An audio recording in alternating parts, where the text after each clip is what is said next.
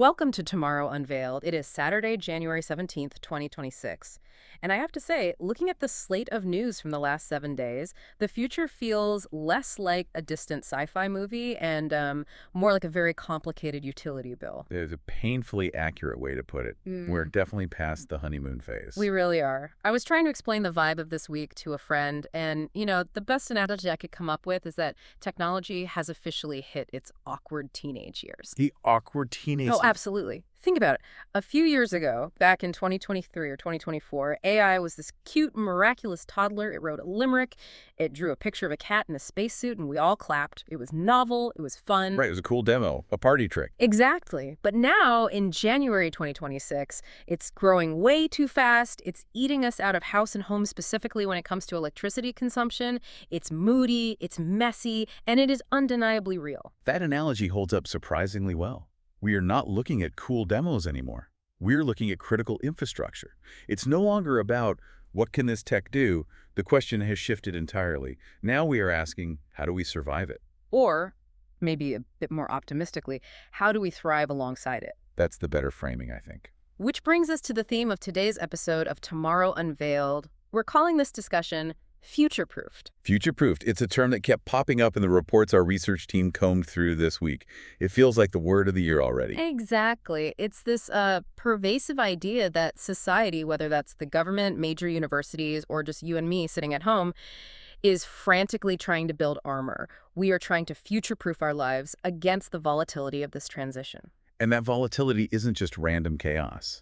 It is coming from a very specific economic and social tension. If you look at the signal and the noise from the data our research team pulled from January 10th through the 17th, you see a massive collision between two forces. On one side, you have theoretical abundance. Which is the sales pitch, right? The big promise that AI is going to make everything cheap, labor will be free, and we'll all be living in some kind of post-scarcity utopia. Precisely. That's the promise of infinite digital labor. But crashing headfirst into that promise is the reality of physical scarcity. Physical scarcity. We're talking about energy costs spiking, inflation in tangible goods like food and housing, and infrastructure that simply cannot keep up with the demands of the data centers. So the robots might be willing to work for free, but the electricity to run them is becoming a luxury good. That is the abundance paradox in a nutshell. Yeah. And navigating that gap between the cheap digital world and the expensive physical world is what being future-proofed is all about in 2026. To help us figure out how to build that armor, we are going to break today's episode of Tomorrow Unveiled into three main pillars. First, we are going to look at your new digital coworker, the rise of the agentic workforce. Then, we're going to head to campus to see how universities are aggressively pivoting. They are changing graduation requirements to make sure students don't walk across the stage and immediately fall into obsolescence. And finally, we will tackle that economic paradox we just mentioned. Why is the cost of living going up if technology is supposed to be deflationary? And what are governments doing, like these new universal basic income trials, to stop the bleeding? Our dedicated research team has spent the last week analyzing government reports, labor statistics, and industry white papers to pull this narrative together. There is a lot to unpack. So let's get into it. Section 1, the agentic workforce. If 2023 was the year of the chatbot, the data suggests 2026 is officially the year of the agent. It is. And before we go further, we need to be really specific about our terminology because AI has become this, this catch-all term that means everything and nothing. Right. We aren't just talking about a slightly smarter ChatGPT here, are we? This is a different beast entirely. A completely different beast. Yeah.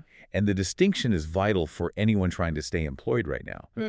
If you think back to the early days of generative AI, you were using a tool. You opened a chat window, you asked a question, it gave you an answer.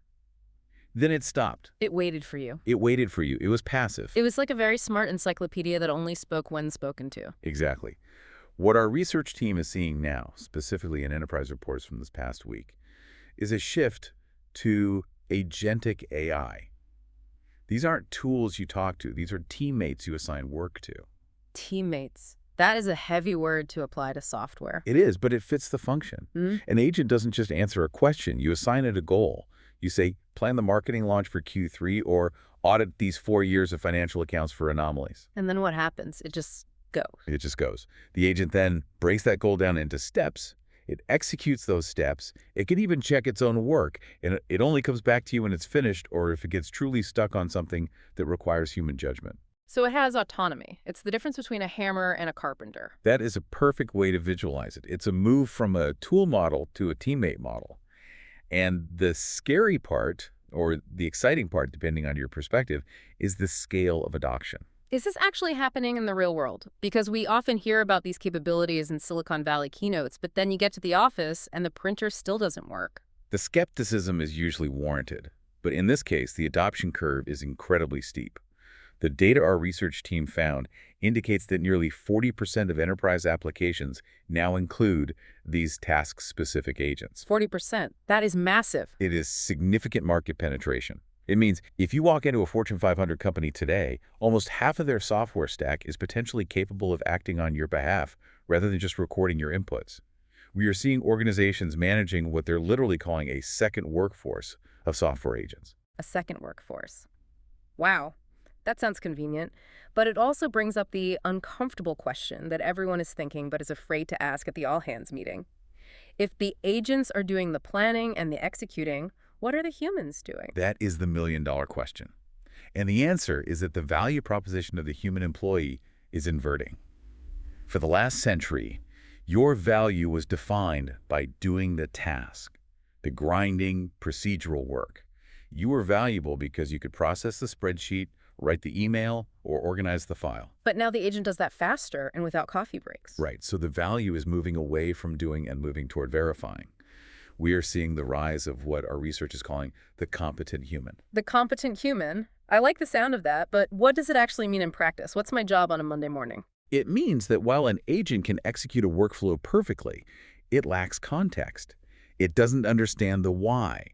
It doesn't understand office politics or long-term brand strategy or complex ethics.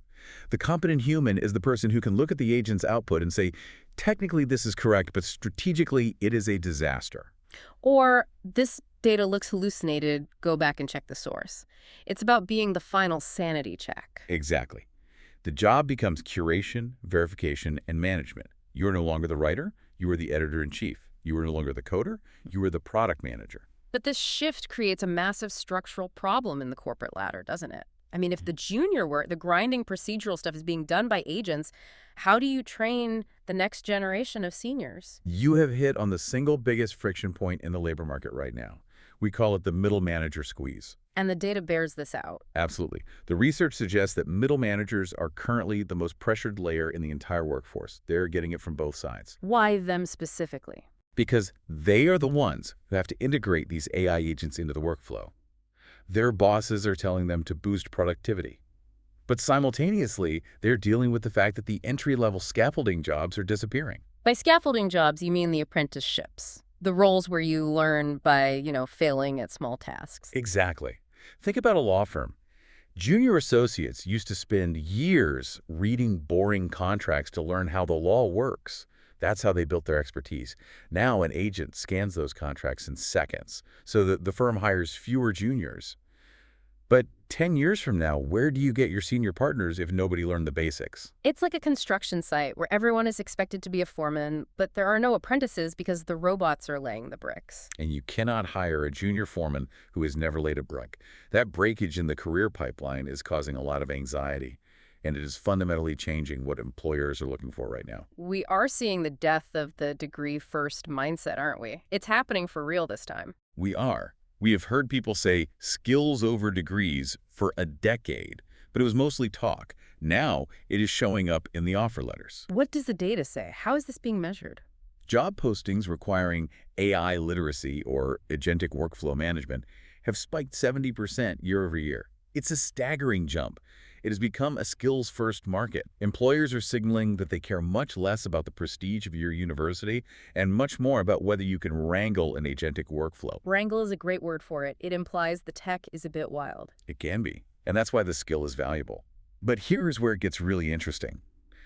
While the email jobs, the generic white-collar roles, are in this danger zone, we are seeing a fascinating counter-trend for the physical world. You mentioned this idea of generation tool belt. Yes, while generic digital roles are being commoditized by agents, skilled trades plumbing, electrical work, specialized installation, HVAC repair are seeing a massive premium. Because AI can't unclog a toilet. AI cannot unclog a toilet, it cannot rewire a custom home, and ironically, it cannot physically install the servers that the AI runs on. That is a delicious irony. The people who maintain the physical world are becoming more valuable because of the demands of the digital world. It is. The physical world is becoming a premium asset class. If your job involves manipulating atoms, you are relatively safe. If your job involves manipulating bits on a screen, you are in the danger zone, unless you can prove you are that competent human who can manage the system. This bifurcation atoms versus bits is forcing the education system to wake up fast. Which brings us to our second pillar, the education pivot. And pivot might be too gentle a word. It feels more like an emergency overhaul. Right. A few years ago, schools were banning ChatGPT because they were terrified of cheating. Now the vibe seems to be, please use this or you won't get a job. That is exactly the shift. We are moving from the novelty phase to the necessity phase. Our research team flagged a development at Purdue University this week that really sets the tone for 2026. What are they doing over there? Starting fall 2026, Purdue is requiring every undergraduate to demonstrate AI working competency to graduate. Every undergraduate, not just the computer science majors. Everyone. Philosophy majors, nursing students, English literature majors, artists. Everyone. Wow. The logic is that there is no field that will remain untouched by this. A nurse needs to know how to interact with AI diagnostic agents. An artist needs to understand generative rights and tools. A philosopher needs to understand the ethics of synthetic data. That is a bold move. It's basically saying AI literacy is the new literacy. It's as fundamental as reading or writing. It is. And we are seeing other institutions following suit, adopting what some are calling the Howard University model. Which changes how students are actually graded, right? It's not just about adding a new class. Correct. The move is away from standardized tests, which, let's be honest, an AI can pass in milliseconds, and toward workforce-ready portfolios. Yes. Instead of just taking a final exam, you build body of work. The assignment isn't write an essay on Hamlet. The assignment is use AI to research historical critiques of Hamlet, verify the AI's findings, critique the AI's bias, and synthesize a final report. So you are graded on the process of managing the AI, not just the final output. You have to show your work in a whole new way. Exactly. You are demonstrating AI-augmented work. You are proving you can be that competent human. But I have to imagine there is pushback. Teachers must be worried that students are just letting the AI do the thinking for them. Oh, there is a massive debate raging right now about cognitive offloading. Cognitive offloading. It sounds like a medical condition. It's the fear that if we use AI as a crutch, our own cognitive muscles will atrophy. Think about GPS. Since we all started using Google Maps, how many of us have lost the ability to navigate by landmarks? I definitely have. If my phone dies, I am lost in my own neighborhood. It's embarrassing. Exactly. That is cognitive offloading. And the fear among educators is that if AI structures your arguments and solves your coding problems, you never actually learn the logic yourself. You become dependent. So the goal is to use AI as a scaffold, something that helps you build higher rather than a crutch that you lean on. That is the goal. But achieving that balance is incredibly hard. And there is another layer to this education story that we cannot ignore, the inequality angle. The digital divide. But not just the old digital divide of who has internet. We're talking about a hardware divide. It's getting more specific and more serious. What do you mean by a hardware divide? Our research team found a startling statistic. 16% of American adults are smartphone dependent for their internet access. Meaning they don't have a laptop or broadband at home, just a phone. Correct. And while smartphones are amazing devices, in 2026, you cannot run a complex agentic workflow or interface with an enterprise-grade AI system on a 6-inch touchscreen. You need screen real estate, you need processing power, you need bandwidth. So, while the wealthy kids have personalized AI tutors on powerful desktops that our research shows can double their literacy rates, 16% of the population is trying to keep up on a phone. That is the reality. The gap isn't just about access to information anymore. It is about access to the means of processing information. That hardware gap is where the next generation of inequality is being built. That is a sobering reality check. It's not just about the tech existing, it's about who holds the controls. And speaking of who holds the controls and who pays for them, Yeah. we need to talk about the economy. We do, because if you need high-end hardware and massive amounts of electricity to participate in this economy, someone has to foot the bill. And right now, that bill is getting steep. But before we dive into the abundance paradox and the energy crisis, we have a small request for the humans listening to this broadcast. If you are watching this on YouTube and finding this analysis insightful, please take a moment to like this video, subscribe to Tomorrow Unveiled, and consider hitting that new hype button to help us reach more viewers. And of course, be sure to turn on notifications so you never miss an update on the future. And for our audio listeners, if you're listening on a podcast service like Apple Podcasts or Spotify, we'd be incredibly grateful if you could leave us a rating and review for Tomorrow Unveiled. It truly helps us reach new listeners and keep these deep dives coming. We also love hearing your thoughts. Whether you're on YouTube or your favorite podcast app, leave a comment and let us know what you think about this concept of an agentic workforce. Is having a digital coworker a relief to you, or does it feel like a risk? We read the comments to gauge the real-world sentiment. Now let's talk about the cost of free. Section 3.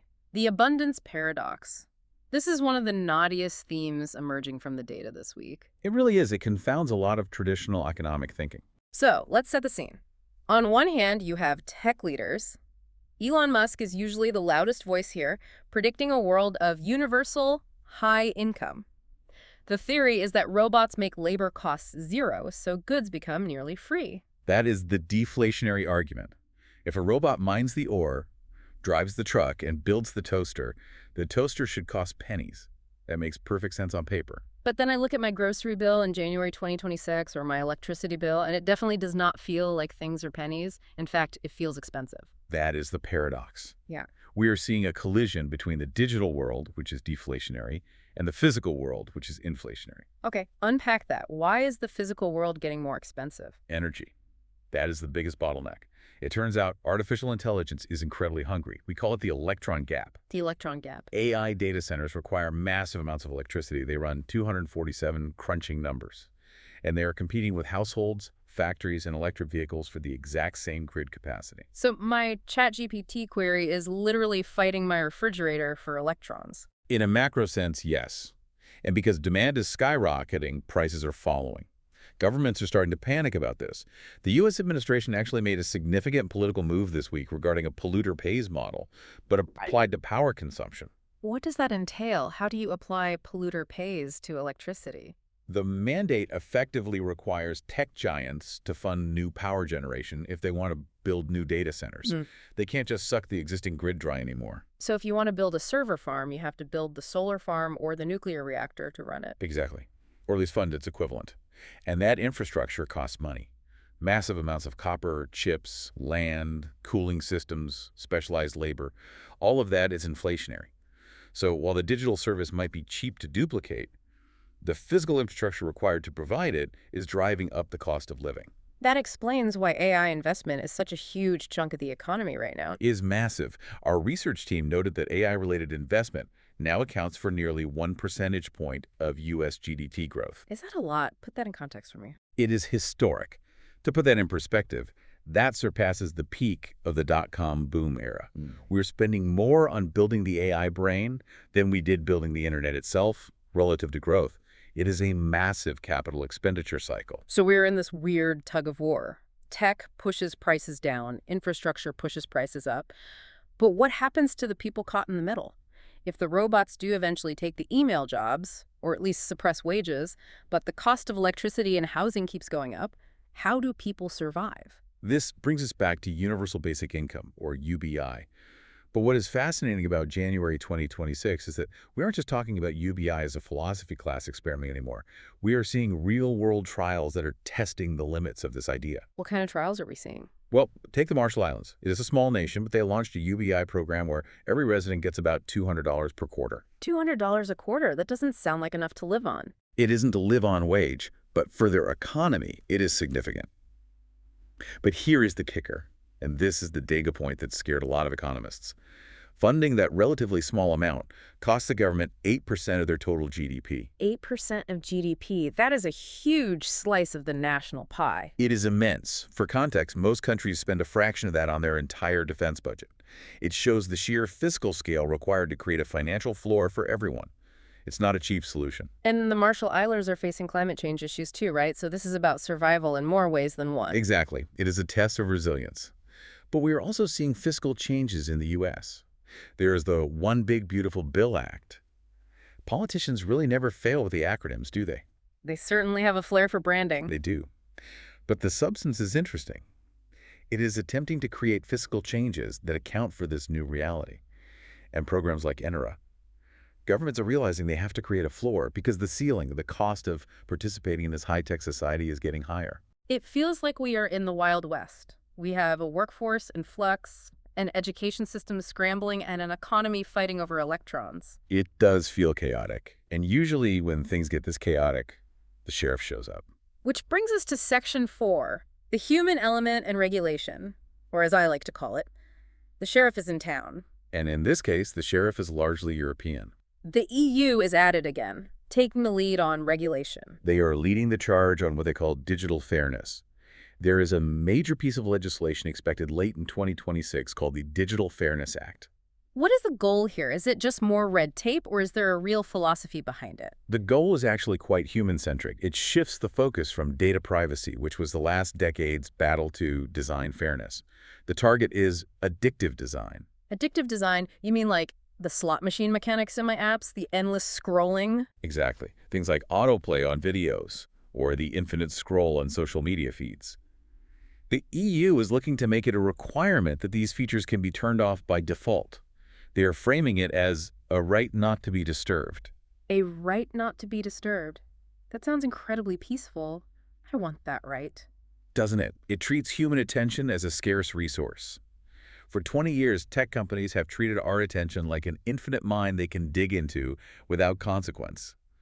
The regulation is saying, no, that resource belongs to the person, and you cannot trick them into giving it up. That is a profound shift. Instead of regulating the content, they are regulating the mechanism of delivery. Precisely. But, and there is always a but, the world is not agreeing on these rules. We aren't seeing a global government holding hands on this. Right. We're seeing the rise of Techno Blocks. Techno Blocks. The world is fracturing into different regulatory zones. The EU regulates for fairness and rights. The US regulates for innovation and growth, trying to win the AI race. And China regulates for stability and state control. And these blocks don't play nice together. Not always. We saw a prime example of this fracture with the Canada-China EV tariff situation this week. Oh, right. Canada dropped their tariffs on Chinese EVs significantly, didn't they? They did, down to 6.1%. That is a massive break from the U.S. position, which has been trying to wall off Chinese tech. It shows that the North American consensus is fracturing. So Canada looked at the map and said, we need affordable green cars more than we need to lockstep with U.S. trade policy. Exactly. Countries are starting to do what is best for their own future-proofing, even if it means breaking with traditional allies. Everyone is building their own armor. Okay, let's synthesize this for the listener. We have covered a massive amount of ground today on Tomorrow Unveiled. We have. It is a complex picture. We have AI agents moving from tools to teammates, forcing us to become managers rather than doers. We have schools rushing to teach AI literacy so students don't graduate into a void. We have an economy that is fighting a war over electricity while trying to figure out how to pay people in a world of automation. And we have laws trying to save our attention spans while nations fracture into different tech camps. It is a lot to process. But if there was one thread tying it all together, it goes back to that concept we touched on earlier, the competent human. The competent human. In 2026, the winner isn't the person who knows the most facts. The AI knows the facts. The winner is the person who possesses epistemic vigilance. Epistemic vigilance. That is a heavy phrase. Break it down for us. It means the ability to verify truth. In a world of infinite synthetic content agents writing reports, AI generating news, bots filling your feed, the most valuable skill isn't creating more content. It is the ability to look at a system and ask, is this real? Is this hallucinated? Does this matter? So it's about having a strong, calibrated BS detector. Basically, yes. A world-class one. But also the ability to handle the physical world. Remember their generation tool belt. The competent human can navigate the digital systems but is grounded in physical reality. They can verify the AI's output, but they can also fix the leak. They can manage the complexity without drowning in it. It sounds like we need to be more grounded, more human. That is the ultimate irony of the AI age. The more advanced the technology becomes, the more valuable the uniquely human traits become. Judgment, ethics, physical presence, verification. Which leads me to a thought I want to leave you with today. We spent a lot of time talking about future-proofing, your career, your skills, your portfolio. We talked about legislation and energy. All critical stuff for survival. But think about this. In a world where AI is getting better at imitating empathy, where algorithms know exactly what to show you to keep you scrolling, the hardest thing to future-proof might just be your own human connection. That is a powerful point. Are you cultivating relationships that an agent can't replicate? When was the last time you had a conversation that wasn't mediated by a screen? If the world is splitting into techno blocks and agentic workflows, the ultimate armor might just be the people sitting across the table from you. The one thing that can't be automated is genuine human connection. Exactly. So go build that armor. Talk to a human today. Thanks for joining us on Tomorrow Unveiled. Until next time, keep looking forward. This has been Tomorrow Unveiled.